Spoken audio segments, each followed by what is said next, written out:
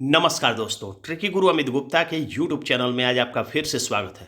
दोस्तों, आज हम आपके लिए फिर से लेकर आ गए हैं यूपीएससी 2017 की ऑनलाइन परीक्षा में हिंदी से पूछे गए कुछ प्रश्न, जिन्हें आपको जरूर देखना चाहिए अगर आप यूपीएससी की तैयारी करते हैं। तो आइए देखते हैं पहला प्रश्न।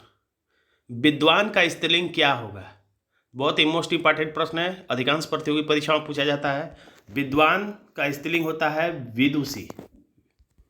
विद्वान महिला को विदुषी कहा जाता है। अगला प्रश्न है, रघुवंशम किसकी कृति है? विकल्प ए सूरदास, बी कालिदास, सी तुलसीदास, डी रैदास। और सही जवाब है बी कालिदास। रघुवंशम के साथ साथ मेघदूत और अभिज्ञान शाकुंतलम भी इन्होंने इस रचना की है। अगला प्रश्न है, मृच्छकटिकम किसकी रचना है? तो ये भी इंपॉर्टेंट प्रश्न है। मृच्छकटिकम रचना है विकल्प ए शूद्रक की। अगला प्रश्न है, जहां उपमेय में उपमान का भेद रहित आरोप होता है वहां पे कौन सा अलंकार? तो भेद रहित यानी कि भेद ही न रहे, भेद न रहे, तो भेद न रहे तो रूपक अलंकार, और भेद युक्त यानी भेद रहे तो उपमा अलंकार। काल के कितने भेद होते हैं? तो यहां पर हमारा सही आंसर है सी, काल के 3 भेद हैं, वर्तमान, भूत, भविष्य। चमड़ी जाए पर दमड़ी न जाए, मुहावरे का अर्थ है विकल्प ए कंजूस होना, बी अत्यधिक खर्चीला होना, सी चमड़े का व्यापार करना, डी इनमें से कोई नहीं। तो अब याद रखिए, मुहावरे में जो कुछ कहा जाए उसका शाब्दिक अर्थ कभी नहीं होगा। जैसे इसमें चमड़े का व्यापार करना, यानी कि इसमें जो शब्द आए हैं हूबहू वही रहे जिस विकल्प में, तो वो तो विकल्प कभी सही होता नहीं है। फिर अत्यधिक खर्चीला होना, ये तो एकदम विकल्प, ये प्रश्न के ठीक उल्टा है। बहुत कंजूस होने को कहा जाता है, चमड़ी जाए पर दमड़ी न जाए। बनारसी में कौन सा विशेषण है? तो बनारसी शब्द में विकल्प ए गुणवाचक, सर्वनामिक, संख्यावाचक, और डी में लिखा है परिमाणवाचक। तो इसमें है बनारसी में स्थान सूचक है, तो ये गुणवाचक है। स्वरों की संख्या कितनी होती है? ए 11, बी 13, सी 9, डी 10। सही जवाब है ए 11। असुर का इनमें विरोधी क्या है? यानी असुर का विलोम शब्द पूछा जा रहा है कि असुर का विलोम शब्द क्या होगा? ए सुर, बी देवता, सी भगवान, इनमें से कोई नहीं। तो सभी विकल्प लगभग सही हैं, लेकिन सटीक है इसमें सुर। सुर का विलोम शब्द असुर। सुर का मतलब देवता और असुर का मतलब राक्षस। सुरों असुरों में हमेशा युद्ध होता रहता था, लेकिन सटीक है हमारा सुर का डायरेक्ट असुर।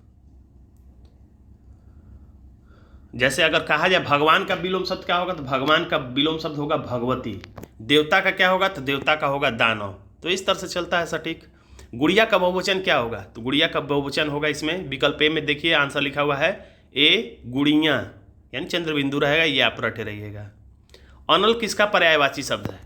तो अनल पर्यायवाची शब्द है अग्नि का, और इसी की जगह पर अगर अनिल लिख देगा तो अनिल पर्यायवाची हो जाएगा हवा का, वायु का। थोड़ा सा अंतर है, अनल लिखे तो अग्नि, अनिल लिखे तो वायु।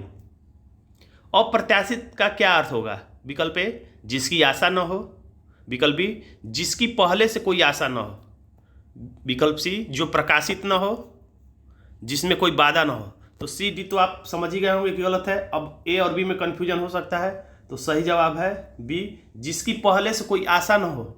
जैसे अगर आपको सफलता की आशा नहीं है और आप सफल हो जाए तो इसको कहा जाएगा कि आपको अप्रत्याशित सफलता मिल गई। अंगोछा किसका तद्भव है? यानी अंगोछा किस शब्द से बिगड़ा हुआ शब्द है? तो असली शब्द है, तत्सम शब्द है अंग प्रावछा। अंग यानी अंग को पोछने वाला, अंग प्रावछा यही तत्सम है, और इसका तद्भव है अंगोछा, हम लोग कह देते हैं बिगड़े हुए रूप में। शेरनी का विलोम शब्द क्या होगा? तो शेरनी का विलोम शब्द है ए शेर, लिंग के आधार पे। आनन का समानार्थी क्या होगा? तो आपने सुना होगा दशानन, यानी 10 है आनंद जिसके, अर्थात रावण। रावण के 10 मुख थे, रावण के 10 मुख थे, यानी कि आनंद का अर्थ हो जाएगा मुख।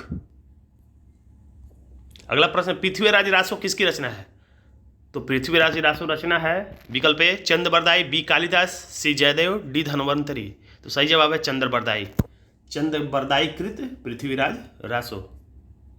पहाड़ का समानार्थी नहीं है तो पर्वत है ही, भूधर, भूमिधर, अचल है ही, कठोर नहीं है, कठोर तो कुछ भी हो सकता है। इनाम का समानार्थी शब्द क्या होगा? तो इनाम का समानार्थी शब्द हो जाएगा ए, पुरस्कार। बहुत ही आसान प्रश्न। भीष्म साहनी को साहित्य अकादमी किस रचना के लिए मिला था? तो भीष्म साहनी की चर्चित रचना है तमस। बार बार पूछा जाता है तमस किसकी रचना है? तो भीष्म साहनी की। दिए विकल्पों में भीष्म साहनी की कौन सी रचना है? तो तमस। मोस्ट इंपॉर्टेंट प्रश्न, बार बार परीक्षा में पूछा जाने वाला, आप रटे रहिएगा। आंसर हो जाता है ए। कितने पाकिस्तान के लेखक कौन है? कितने पाकिस्तान और कितने कमल के फूल? कितने पाकिस्तान और कितने कमल के फूल? तो आप कमलेश्वर आप याद रखेंगे। अग्निपथ किसकी रचना है? तो अग्निपथ रचना है हरिवंश राय बच्चन की। बाद में इस पर फिल्म भी बनाया था अमिताभ बच्चन ने। अगला प्रश्न है आंगन का पर्यायवाची है। बहुत आसान प्रश्न दिया है। आंगन का पर्यायवाची अंगना है। देवदास के लेखक कौन है? देवदास जो उपन्यास है उसके लेखक हैं शरत चंद्र चटर्जी। इस पर कई बार फिल्में भी बनी हैं। अर्थालंकार की संख्या कितनी होती है?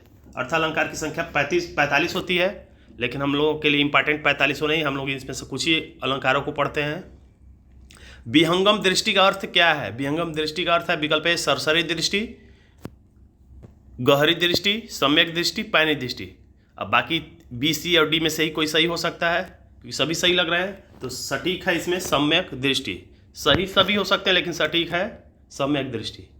विशेषण की विशेषता कौन बताता है? तो विशेषण की विशेषता नहीं, बल्कि यहाँ पे प्रश्न होना चाहिए कि विशेषण, ये गलत हो गया, विशेषण यहाँ पे होगा किसकी। विशेषण किसकी विशेषता बताता है?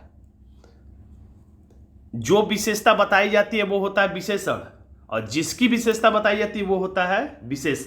यानी कि गाय काली है तो काली हो गया विशेषण और गाय हो गया विशेष, यानी कि विशेषण विशेष की विशेषता बताता है। कान फूकना, कान फूकने का अर्थ होगा विकल्प ए चौंकाना, चुगली करना, जादू टोना करना, दीक्षित करना। सही जवाब है बी, चुगली करना। तो दोस्तों आज का ये छोटा सा वीडियो आपको कैसा लगा कमेंट बॉक्स में जरूर लिखिएगा। वीडियो अच्छा लगा तो वीडियो को लाइक कर दीजिएगा, इसे अपने दोस्तों में शेयर कर दीजिएगा, और अभी तक आपने मेरे चैनल को सब्सक्राइब नहीं किया तो सब्सक्राइब भी कर लीजिएगा। धन्यवाद दोस्तों।